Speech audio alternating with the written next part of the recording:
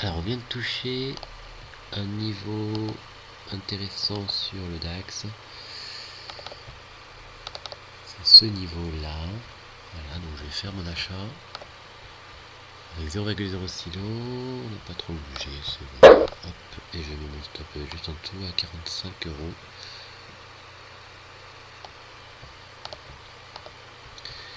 J'ai dit 45 € de stop.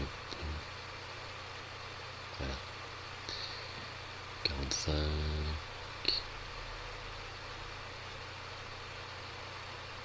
60. L'objectif, je le mets non loin d'ici, à 225. Donc je vais le mettre là, mais je vais faire du x5, 225.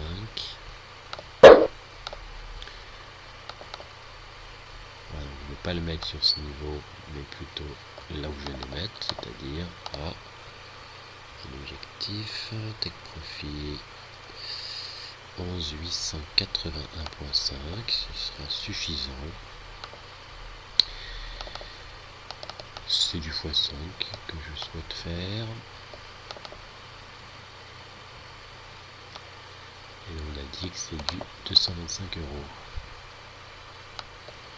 225 €. Voilà. Donc on n'ira pas jusqu'à cet objectif. 225 € du x5 c'est suffisant pour ce trade journalier. Voilà.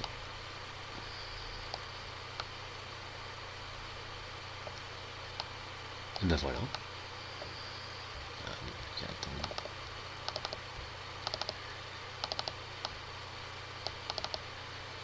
Donc on est sur le niveau voulu qui se trouve être ce niveau.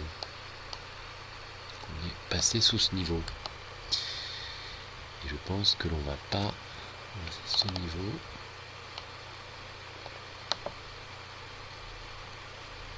Donc le stop est à 11706.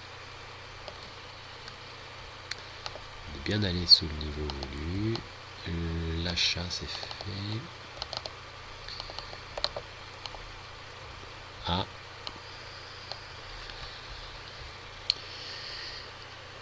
11731.0. Et ben voilà, donc on va se mettre 15 minutes et attendre. L'achat, l'objectif c'est du x5 pour un stop de 45 €. Les autres positions.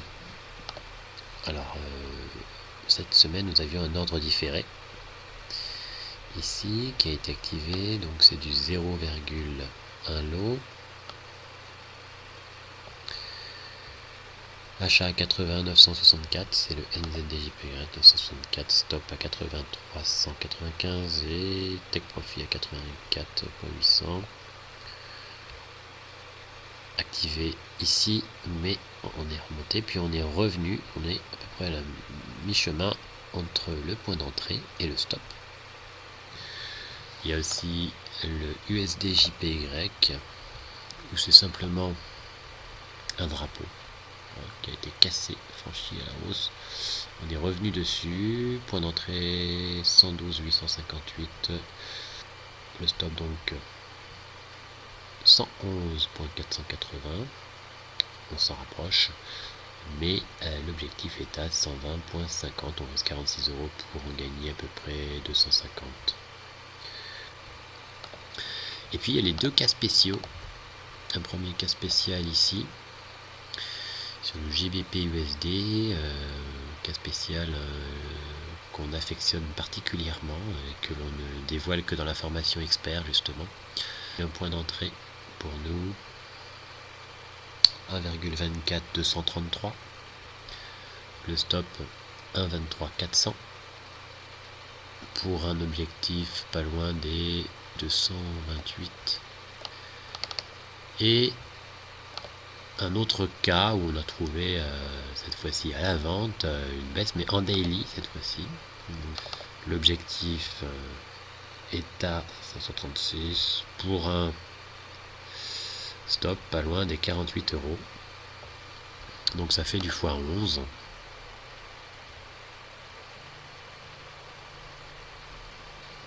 Alors quand on patiente, le mieux c'est de ne pas rester devant et d'aller faire autre chose. Donc moi je vais en profiter pour aller promener la chienne.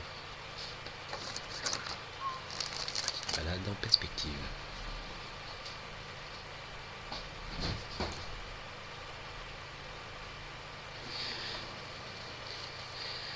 Alors, toujours en cours, hein, pas de problème. Donc après le petit footing, la promenade du chien, on s'aperçoit que rien n'a particulièrement changé. On n'a ni touché l'objectif, ni touché les stops. Donc on attend. Alors le DAX qui en tout cas a réagi aux premières intentions,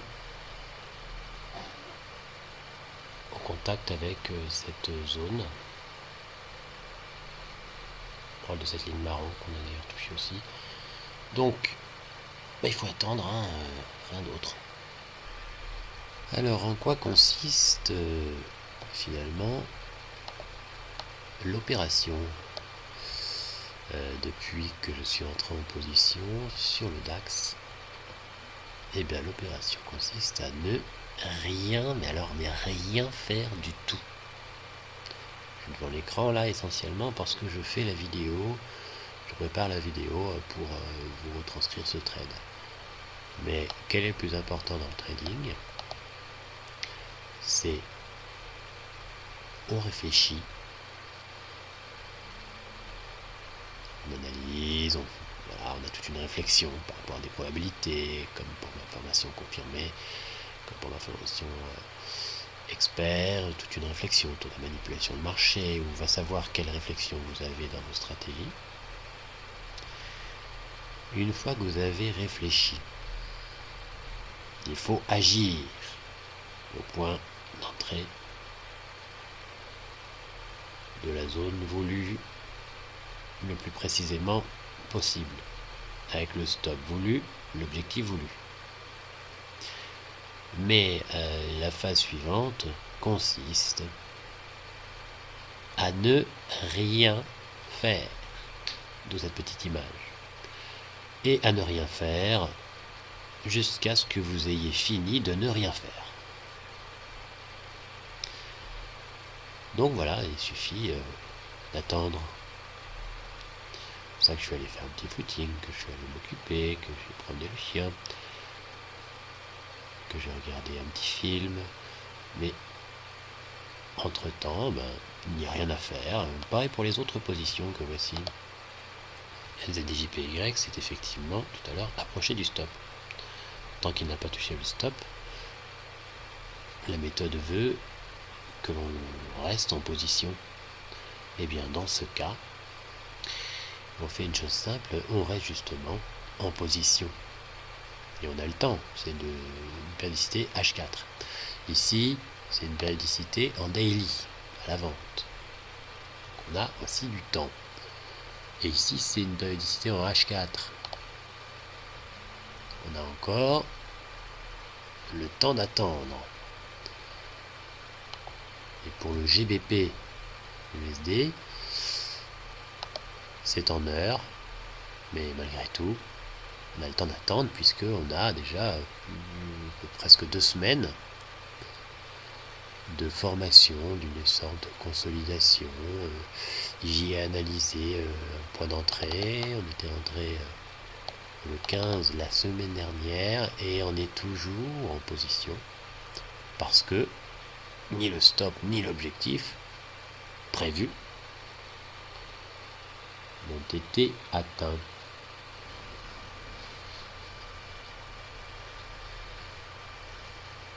Alors on reviendra tout à l'heure, il ne s'est rien passé. Donc vendredi soir on a fini ici, donc on a bien évolué depuis la zone, et la zone d'achat, pour le 7 ligne marron, on a bien touché la ligne marron, on a réagi à ce niveau comme attendu. l'objectif se trouve plus haut. Pour l'instant, on n'a pas atteint l'objectif de 225 euros. On en est à 155 euros sur ce DAX. Concernant les autres trades, donc là il est 22h51, à 23h il y aura l'ouverture. On va essayer d'assister à l'ouverture. Par contre le DAX ce sera seulement à 8h. J'enregistrerai à 8h pour voir le résultat avant de ensuite créer la vidéo où je vais faire un petit peu des accélérés. Donc j'attends l'ouverture à 23h, il est 22h52. Le NZDJPY, on a un stop, j'ai rajouté une ligne rouge. Je suis juste sous la ligne rouge pour le stop. On est venu raser le stop. Mais enfin dans la technique employée, le stop est souvent rasé. On verra si on atteint l'objectif. L'objectif se trouve bien plus haut. Sur le USDJPY, donc en intervenant maintenant, ça serait meilleur ratio encore pour le même objectif. Là, si on prenait 46 euros là de stop sur le yen, 46 euros en achetant maintenant, on peut pas parce que les marchés sont fermés, c'est dans 6 minutes que ça vaut. En achetant maintenant, on aurait 46 euros de là à là. Mais du coup ça ferait beaucoup plus comme pour le même niveau d'objectif 120 pour 50. Donc il y a des fois des moments où on peut trouver vraiment des bons ratios. Alors pour le cas spécial du AUD-USD où on a justement un bon ratio à x11, on n'a pas beaucoup évolué depuis. On est toujours dans les zones plutôt de vente d'après notre méthode. Si on revient plus haut, il y a possibilité d'avoir encore un meilleur prix. Donc c'est ça, la recherche des meilleurs prix possibles quand même. Et puis le GBP-USD, toujours en position déjà depuis un bon moment, et on oscille encore à la baisse. Donc il ne faut pas s'inquiéter de ce genre de mouvement. De toute façon, au pire, on est stoppé. Les cours oscillent de toute façon toujours de cette façon-là. Donc il y a des baisses, des remontées, des rebaisses, des remontées, des rebaisses très bas, proche du stop, mais ça remonte quand même. Voilà. Il faut tenir l'objectif et si on l'atteint, tant mieux, sinon tant pis. C'est comme ça que je fonctionne.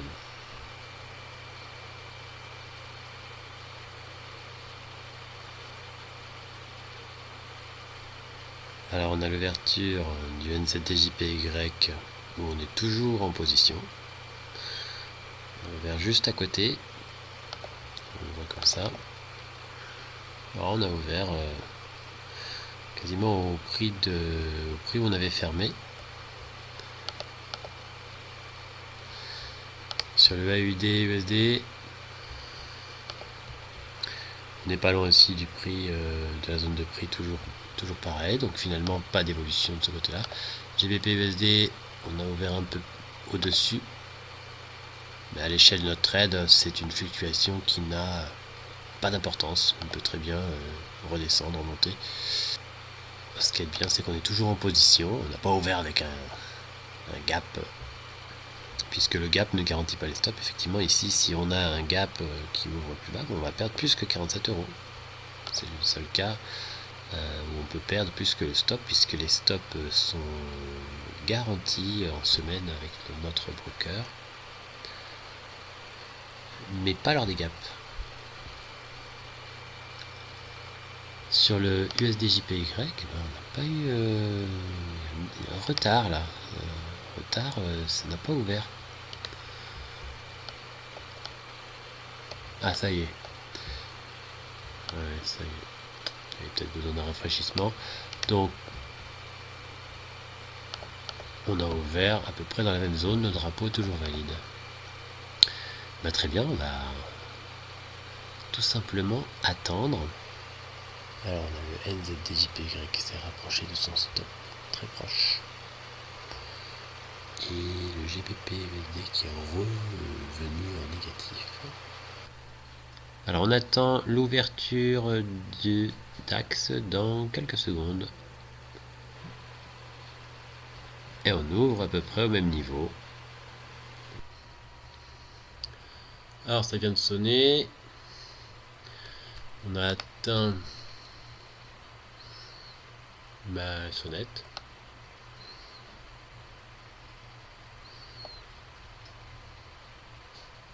Parce qu'on peut mettre des alarmes, hein, vous voyez. Ça évite d'être devant l'écran et hop, dès que ça sonne, ben, on sait ce qui s'est passé. Donc là je peux mettre une sonnette pour... D'habitude je mets une sonnette un peu au-dessus de l'objectif, ça me prévient comme ça si on a atteint l'objectif. Puis une sonnette un peu en dessous du stop, ça me prévient si on a touché mon stop. Un peu en dessous ou pile dessus. Et, mais là je vais le mettre avant, hein, histoire de filmer tout ça. Alors je reviens pour vous parler un peu de psychologie. Donc voilà, j'ai déterminé un objectif, je m'y tiens, je ne fermerai pas la position. Donc faut être tenace, et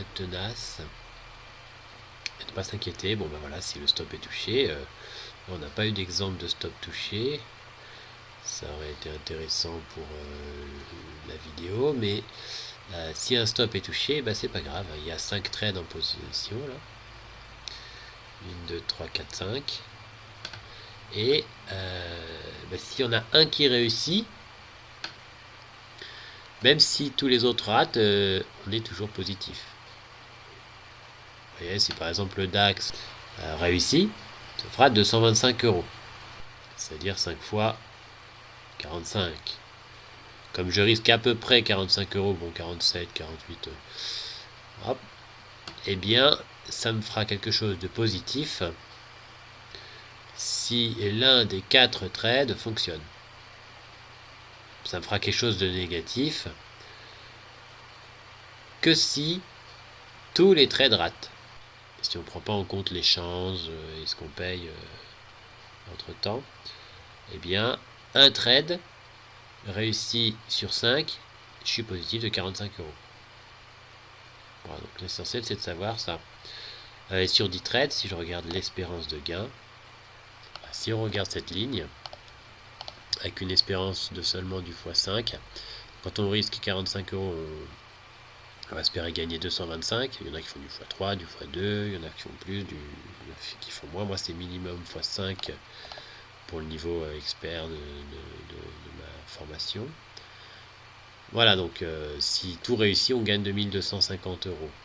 Enfin, faut pas espérer tout réussir. Donc on va mettre, on va voir un petit peu, s'il y en a un seul qui réussit sur les 10, eh bien on va être perdant de 180 €. Si par contre, eh bien on en réussit 2, tout de suite on passe à 90 € positif, 2 sur 10. Et plus on en réussit, plus ça grossit. Comme ça, si jamais on a une étape difficile où finalement on a peu de trades qui réussissent, on reste quand même positif. C'est pour ça qu'il ne faut pas s'inquiéter. Il faut imaginer ça, faut vraiment imaginer sur un ensemble de trades. Donc on va attendre, hein, pour l'instant, aucun trade n'a échoué, aucun trade n'a réussi. Non. Alors c'est intéressant, sur le GBP USD, on vient d'arriver, on a fait précisément un point d'entrée très précis du cas spécial. Sur ce cas spécial, il y a parfois des configurations avec un point d'entrée très précis. Et on vient de le toucher sur le GBP USD. C'est un point d'entrée qui me donne un critère de qualité extrêmement intéressant, en tout cas dans notre méthode, selon nos propres croyances, il y a notre méthode. Donc voilà, ça c'est intéressant. Alors, comme on est en position déjà, on ne pourra pas bénéficier de ce point clé, mais c'est pas grave, hein, on est déjà en position. C'est vrai qu'en rentrant ici, ça nous aurait fait un stop moins large, et donc un potentiel pour le même objectif et pour le même niveau de stop, on aurait eu un point d'entrée plus bas, et donc un écart entre le point d'entrée et le stop qui aurait été finalement plus étroit. Donc une plus petite distance aurait fait nos 45 € de stop. Ce qui fait qu'il y aurait eu plus de volume d'intervention pour que ça fasse 45 € toujours de stop. Et du coup, l'objectif aurait été beaucoup plus grand. Alors, je viens de recalculer, puisque comme j'étais en position, je ne l'avais pas fait, la zone d'intervention clé du cas spécial de notre formation expert sur le GBP USD, eh bien c'est à 23 862 et pas 841. Cela dit, ça ne changeait pas grand chose, donc le point d'entrée était légèrement plus haut, si on veut être précis, puisque c'est un point d'entrée très précis. Voilà, 23 862 comme point d'entrée. Et là, franchement, c'est un cas où nous devrions effectivement voir ce que l'on veut. Évidemment, comme tout cas, ça ne marche pas à tous les coups. Seulement là, il s'agit du décryptage d'une manipulation de marché. Et autant le dire, quand les grosses mains manipulent le marché, eh bien, c'est pour qu'ils puissent s'en mettre plein les poches derrière. Donc c'est pas pour rien. Ça devrait donc fonctionner, puisque cette logique que l'on utilise dans la formation expert nous permet finalement de trouver des points clés très précis pour des ratios qu'imperte supérieurs à x5. Et bien on y croit vraiment, puisque les constatations qu'on a fait et que pour lesquelles on se voue quelque part, eh bien sont ces constatations auxquelles nous avons confiance, au point d'en avoir fait une formation pour les quelques disciples que nous pourrons avoir. Voilà, donc quand vous avez une méthode, vous devez avoir confiance en cette méthode. Pour en avoir confiance, eh bien, il faut l'avoir utilisée, l'avoir testée, l'avoir sur un bon moment. Et puis ensuite, il faut l'appliquer à la lettre. Voilà, donc c'est ce que nous faisons. On va attendre. En tout cas, c'est très intéressant de voir que ce point d'entrée ait été touché. Le rythme de nos interventions, on va rajouter à peu près un trade par semaine. Voilà.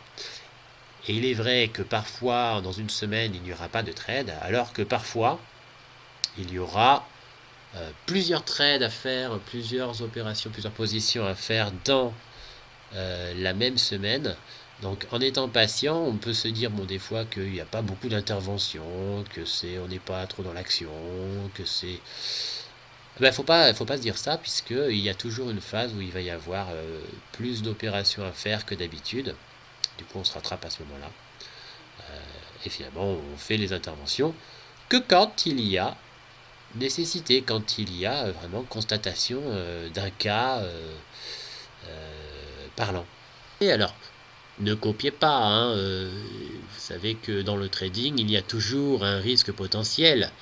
Nous avons confiance en notre méthode, évidemment, mais vous savez qu'il y a toujours un risque sur les marchés. Bon, voilà, alors, une petite réaction.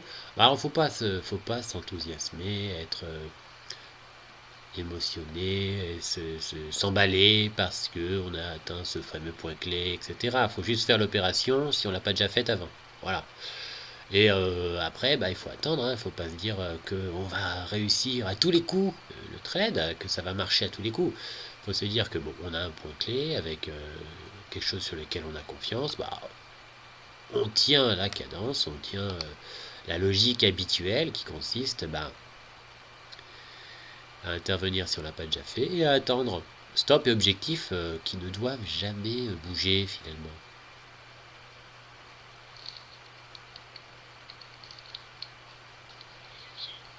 Allô? Ouais, je t'entends.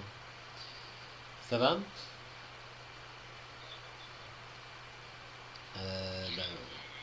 Ouais, le GBP, la photo que je t'ai envoyée. Mais vraiment le niveau, on va dire, théorique de notre cas, là, c'était vraiment tout à l'heure qu'on l'a touché, mais on l'avait frôlé une première fois cette nuit, effectivement. Bien vu. Ah, donc tu l'as vu, tu l'as fait. Ah ouais, ouais, là, ça fait clairement penser à la baisse. Je regardais sur les forums et tout, les gens sont à la baisse. Il va y avoir une nouvelle vague baissière sur le GBP USD, etc. Ben, on va voir hein, si la majorité, ils ont raison.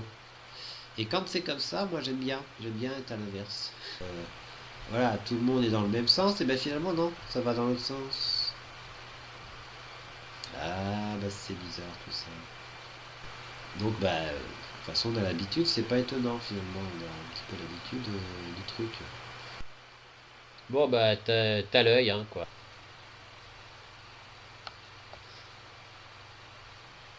Alors ça baisse, on reste en position, on ne s'en inquiète pas.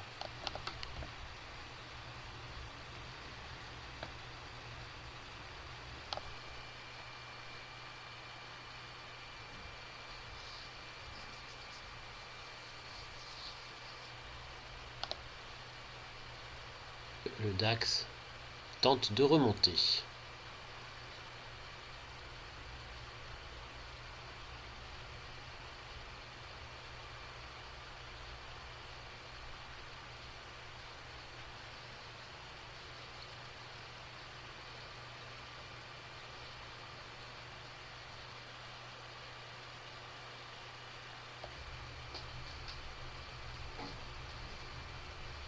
Donc on voit que le NZDJPY résiste encore, on est revenu en positif.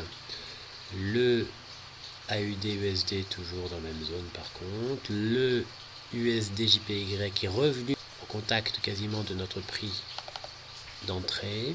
Le GBP-USD évolue toujours en positif. Et on attend toujours ce DAX patiemment. Alors nous avons le DAX qui a ouvert sur cette bougie qui est légèrement en baisse, qui oscille toujours entre le stop et l'objectif. Alors vous avez compris que je reste devant l'écran depuis le départ, essentiellement pour vous expliquer la vidéo et que dans notre méthode, il s'agit d'être le moins possible devant l'écran.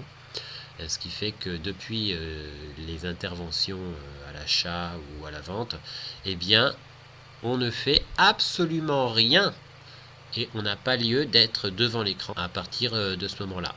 L'action, c'est au moment de l'intervention et en amont de cela, avant cela, il y a toute une réflexion autour des probabilités, autour de la logique de manipulation de marché, de pièges pour les petites mains, par les grosses mains. On en parlait hier plutôt avec un ami. Je vous ai laissé quelques brides de conversation téléphonique. Quand tout le monde croit qu'effectivement tout le monde va dans le même sens, eh bien en réalité les grosses mains pensent à l'opposé.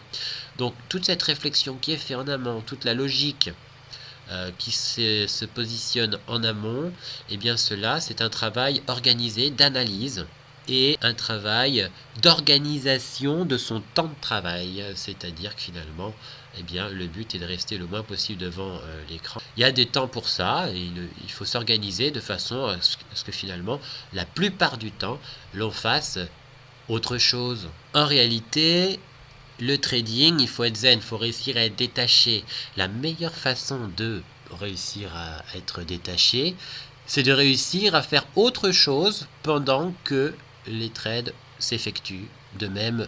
C'est-à-dire qu'il faut réussir à faire sa vie. À chaque fois qu'on est devant l'écran, finalement, on risque de fermer sa position, de toucher quelque chose. Et surtout, on est impacté émotionnellement, stressé, inquiet. Le doute va s'installer. Or, il faut avoir confiance en sa méthode et laisser joyeusement faire les choses tout en allant s'occuper, avoir une vie sociale, avoir des activités. Il ne faut pas s'impacter soi-même, quoi, finalement. Le but de notre trading est de rendre cette activité zen, le plus zen possible, le plus tranquille possible, le plus détaché possible, en étant complètement confiant et tenace, finalement être en harmonie avec ses idées, tel un stratège finalement qui va respecter sa stratégie de A à Z.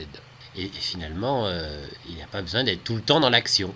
Quand on commence, eh bien, on veut faire du scalping, voilà, en tout cas pour certaines personnes.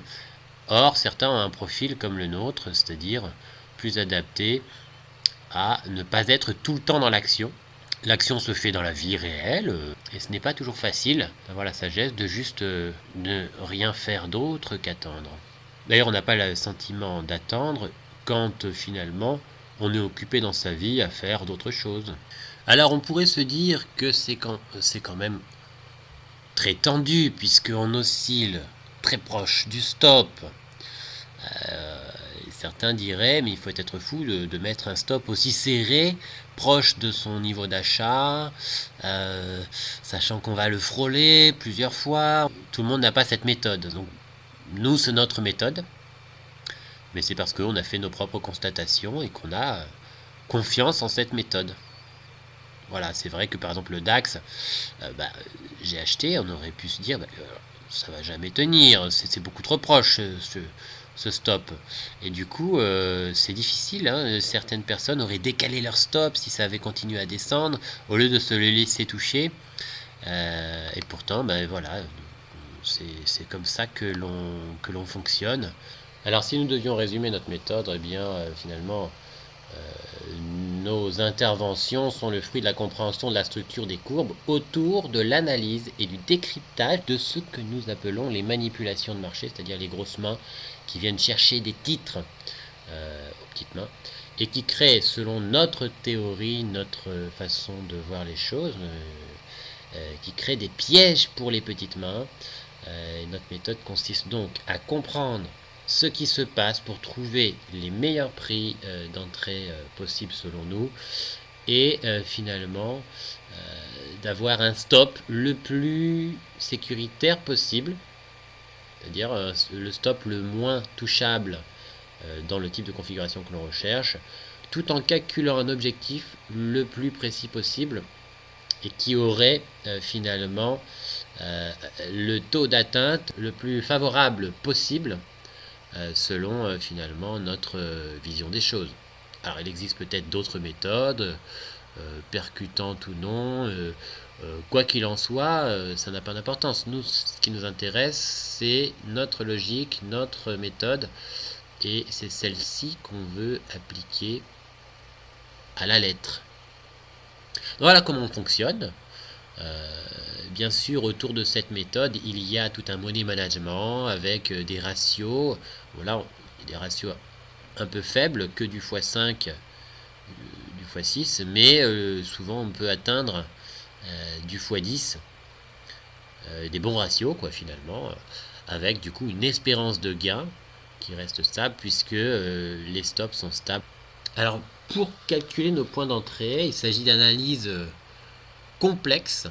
Et ces analyses sont dévoilées dans la formation confirmée pour un premier pan, mais surtout dans la formation expert où on dévoile notamment toute la logique complexe qu'il y a autour de nos cas spéciaux d'intervention, notamment un cas spécial qui est le cas spécial phare de notre méthode.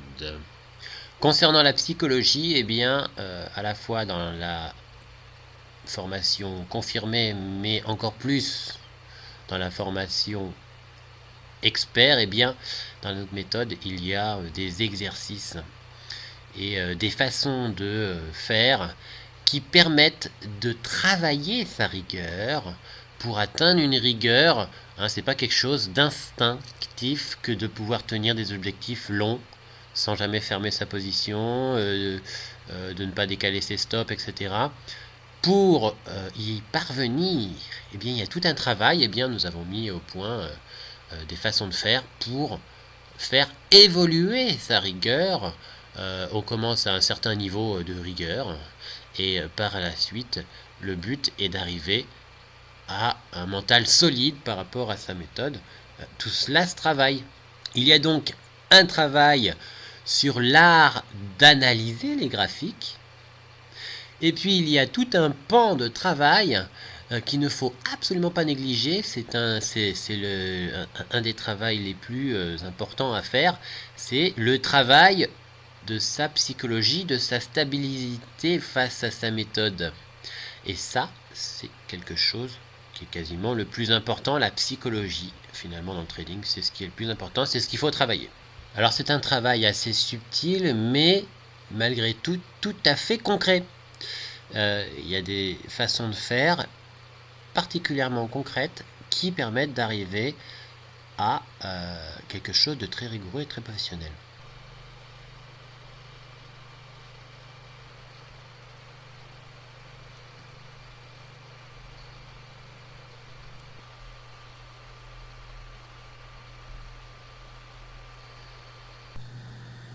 Alors on attend l'ouverture du DAX. Ah, le DAX ouvre à la hausse.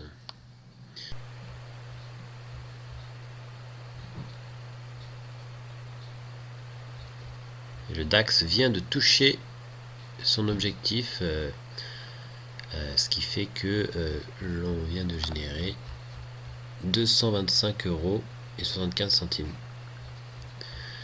Voilà, donc au bout de tout ce temps attendu, hein, on est mercredi 1er mars, et donc depuis vendredi, il a fallu attendre jusqu'à ce que l'objectif se fasse. Sur les 5 trades qui ont été faits, il n'en reste plus que 4. Ayant gagné 225 €, eh bien, quel que soit le résultat des 4 trades restants, eh bien, nous serons en positif, puisque on risque à peu près 45 € par trade. Alors donc on a le DAX qui a généré plus de 125 €. Le GBP USD qui est venu être stoppé, donc on n'a rien à se reprocher à partir du moment où effectivement on est rentré par rapport à notre point clé, qui n'a pas fonctionné. Et oui, ce n'est pas du 100% de trading, donc moins 48 € sur le GBP USD. Cela dit, par rapport à toutes les positions qu'on avait en cours, il en reste encore 3. Eh bien, même si elle devait échouer, eh bien, on resterait positif. Par contre, on a rajouté une nouvelle position, le GBP CAD, à la vente, qui, si elle devait réussir, 250 € à la clé, 48 € de stop. Et nous avons peut-être un trade qui va s'activer d'ici là. Il s'agit du CAD CHF.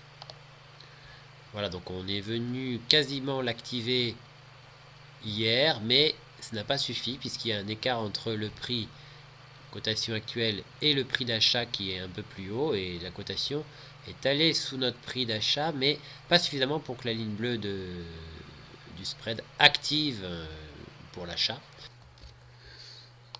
Pour acheter à 0,75 485, il faut que le cours aille à 0,75 379. C'est un point d'entrée très précis. Enfin, j'ai mis une petite marge par rapport au spread, donc c'est autour de cette valeur. Alors apparemment, il faut rentrer manuellement. Donc j'achète, je supprime l'ordre différé, et en fait, on va remettre le stop à 45 € sous ma ligne rouge, donc voilà, 45,49 €, parce qu'il y a quand même un risque de rebond un peu avant. Voilà, donc au final, sur le CAD-CHF, on a frôlé la limite du point d'entrée, mais il y a effectivement un risque de rebond avant. Donc à peine on l'a frôlé, j'ai fait l'achat manuellement. Du coup, petit décalage de 2 €, mais comme il y avait déjà une marge par rapport à ma ligne rouge, donc on est collé sous la ligne rouge du niveau d'invalidation de notre config. Et on a donc un stop 45,49 € et un objectif à 230 €. Le prix d'achat 0.75 537, stop 0.74 932, objectif 0.78 600. Il ne reste plus qu'à attendre. Si on récapitule dans l'historique, nous avons donc le bas limite du CAD-CHF qui a été retiré, le DAX qui a permis de générer 225,75 € et la perte du GBP-USD de moins 47,43 €, donc à peu près 48 €. Moins 48 € plus 225 € pour l'instant, on est toujours en positif. On respecte la méthode, on est content d'une seule et unique chose, le fait d'avoir fait exactement ce qui est prévu de faire dans le money management, sur la précision des points d'entrée, stop, objectif, ratio gain-perte, tout y est.